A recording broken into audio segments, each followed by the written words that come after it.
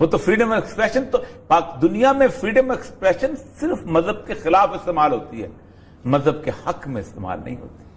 مطیع اللہ جان کو نہیں اٹھایا جانا چاہیے تھا، اور فیئر ٹرائل کرو، شیر بنو۔ یہ جتنے لوگ جو بغیر کسی وجہ کے الزام لگاتے ہیں یہ چوہے ہوا کرتے ہیں۔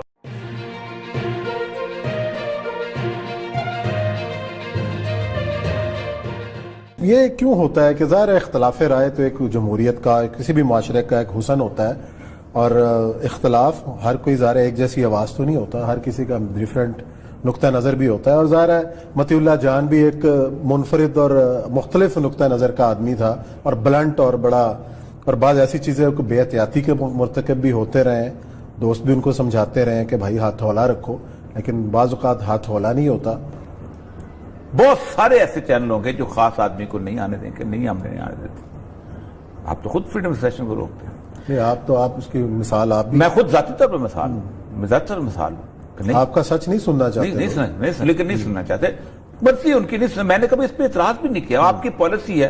آپ نے ایک مطیع اللہ جان کا معاملہ یہ ہے کہ مطیع اللہ جان چونکہ صحافی ہے اور میں اور آپ اس کی ڈسکشن کر رہے ہیں، یہ جو روش ہے پاکستان کے اندر لوگوں کو غائب کرنے کی، یہ لوگوں کو یہ اب شروع ہوئی ہے۔ اصل مسئلہ یہ ہے کہ مطیع اللہ جان جو ہے، میں تو ذاتی طور پر سمجھتا ہوں کہ مطیع اللہ جان کو نہیں اٹھایا جانا چاہیے تھا، اور مجھے بھی نہیں اٹھانا جانا چاہیے، کسی اور کو بھی نہیں اٹھانا چاہیے، کیونکہ اس کی وجہ یہ ہے کہ آپ اس کی ایک بنیادی وجہ ہے کہ میرا اللہ اور میرا رسول اس کی اجازت نہیں دیتا۔ کوئی تصور ہی نہیں ہے مسنگ پرسنز کا، یا اس کو free trial and fair trial اسلام کا بنیادی حق۔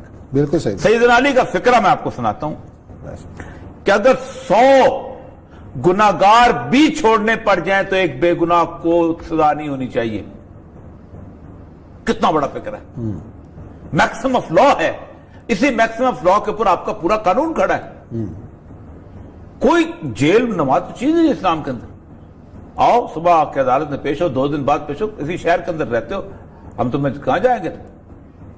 یہ جو کل ہم اس فیصلے میں ڈسکشن کر رہے تھے سعد رفیق والے فیصلے کے اوپر، کہ آپ ایک نون آدمی کو بغیر کسی وجہ کے جیل میں ڈال رہے تھے۔ ایسے کئی مثالیں، میر شکیل الرحمان کی مثال کہ بھی آج 150 دن۔ تو اس کا مطلب یہ ہے کہ پاکستان کی یہ تمام جتنی بھی چیزیں ہیں یہ ایک گفتگو ہے، سپیچ ہے، سپریم کورٹ کی بھی سپیچ ہے۔ کل ہم نے 60-40 دفعہ کا فیصلہ پڑھ لیا، میں نے بھی کل کہہ دیا جی تاریخ مرتب ہو رہی ہے، وہ تاریخ تو مرتب ہوتی رہتی ہے، but what you are doing.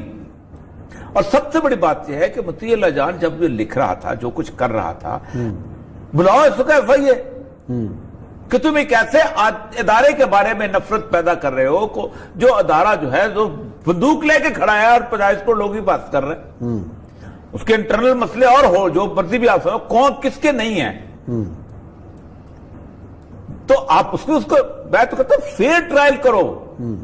Pakistan کے اندر ہزاروں ویب سائٹ ایسی چل رہی ہیں جو رسول اکرم صلی اللہ علیہ وسلم کی توہین کرتی ہیں، جو صحابہ کی توہین کرتی ہیں، جو امہات المومنین کی توہین کرتی ہیں، جو اہل بیت و اطہار کی توہین کرتی ہیں، کوئی ایکشن نہیں ہوتا، کوئی ایکشن نہیں ہوتا۔ لاؤ کٹہرے میں کھڑا کرو، قانون موجود نہیں ہے۔ آپ کیا سمجھتے ہو کہ مجھے ایک بندہ ہرٹ کرتا ہے، میرے پاس پاکستان کا قانون موجود ہے، میں کہہ سکتا ہوں کہ مجھے اس بندے نے ہرٹ کیا ہے اور میں اس کو ڈیمیجز کلیم کرتا ہوں، اس کو لاؤ کھڑا کرو، شیر بنو۔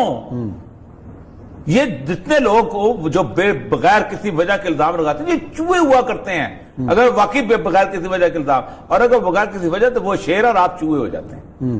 مطیع اللہ جان کی گرفتاری بنیادی طور پر میں اس کی حمایت کروں گا، اگرچہ کہ ابھی تو گرفتاری کا کچھ نہیں کہہ سکتا، ابھی تو اغوا ہے۔ مسئلہ سارا یہ نہیں ہے، مسئلہ یہ ہے کہ اگرچہ کہ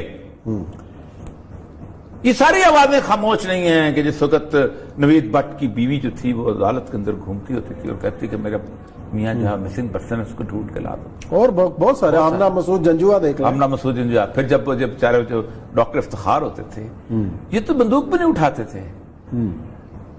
لیکن میں یہاں کہوں گا کہ مطیع اللہ جان کے لیے آواز اٹھانے والوں، اس پاکستان میں ایک ایسا وقت بھی مختلف شہروں پہ آیا تھا کہ نماز پڑھانے کے لیے امام مسجد نہیں ملتے تھے، اتنے امام مسجد اٹھا لیے گئے تھے۔ ایسی ہیومن رائٹ ایکٹیوسٹ کو جانتا ہوں، میں ایک ہیومن رائٹ ایکٹیوسٹ کو جانتا ہوں کہ جس کی بیٹے نے اس کی مرضی کے خلاف شادی کر لی تھی، اور جب تک اس نے اپنی بہو کو طلاق نہیں دلوائی اس وقت تک بہت بڑا نام ہے، چین سے نہیں بیٹھی. یہ اصل ایشو کا ہے. اس مطیع جان کنڈیمیبل ایکٹ، ٹوٹلی کنڈیمیبل ایکٹ. لیکن کیا مطیع جان جو ہے وہ اس وجہ سے گیا ہے کہ وہ آزادی اظہار کر رہا تھا؟ بہت بڑا ایشو ہے. مطیع جان دو اداروں کی کشمکش کے اندر ایک جگہ جلتی پہ آگ اور تیل لگانے کے کام میں گیا ہے. آپ کہہ رہے ہیں، میں آپ کو فکرے بول نہیں چاہتا، چھوڑ دیں، کل پیشی تھی، کل سپریم کورٹ نے بلایا تھا. آپ نے سپریم کورٹ کے پاکستان کے پوری سپریم کورٹ کے اب یہی وجہ بیسیکلی کہ یہی وجہ ہے نا کہ آپ نے ایک خاص کیفیت پیدا کیا. آزادی اظہار بالکل اور چیز ہے عثمان صاحب. آزادی اظہار کہاں گئی فریڈم آف ایکسپریشن؟ اس کا مطلب یہ ہے کہ یہ جو سارے آج نعرے لگا رہے ہیں صحافی بیٹھ کے مل کے سارا کچھ، ان کو سوچنا چاہیے کہ اس پاکستان کے اندر ایک طے کرو یار بیٹھ کے کہ ہم میں سے کوئی کل گرفتار نہ ہو، خواہ وہ اللہ کو ماننے والا ہو یا اللہ کو نہ ماننے والا ہو. اللہ کو نہ ماننے والے کو بھی اس دنیا میں زندہ رہنے کا حق ہے، اس لیے کہ اس کو اس اللہ نے پیدا کیا اور اس کو اللہ نے زندگی دی ہے. کسی رسول نے، کسی اللہ کے رسول صلی اللہ علیہ وسلم نے یہ نہیں کہا کہ یہ شخص جو ہے وہ اللہ کو نہیں مانتا تو اس کو جا کے قتل کر دو. وہی قتل کرنے گا، کسی کو کوئی حق نہیں، بغیر حق، جب تک وہ تمہارے معذرت کے لیے کھڑا نہ، اس کو بھی حق ہے، اللہ کو ماننے والے کا بھی حق ہے. لیکن یہ مسئلہ نہیں ہے کہ اللہ کو نہ ماننے والوں کی لاشیں جو ہیں وہ گرتی رہیں ہیلی کاپٹروں سے اور تم چپ رہو، اور اللہ کو نہ ماننے والے جو ہیں وہ چونکہ ان کا زندگی میں اس کی زندگی میں ان کو جہاں چاہے ریفیوج مل جاتی ہے. آپ مجھے بتائیے نا، مولوی نکل کے کہاں جائے گا؟ بیچارہ مال کھا کے گھر میں آ کے پھر مسجد میں نماز پڑھائے گا، ٹانگ ٹوٹی ہو. لیکن یہاں تو گل بخاری تو ہے، اس کو تو اسائلم مل جاتی ہے نا.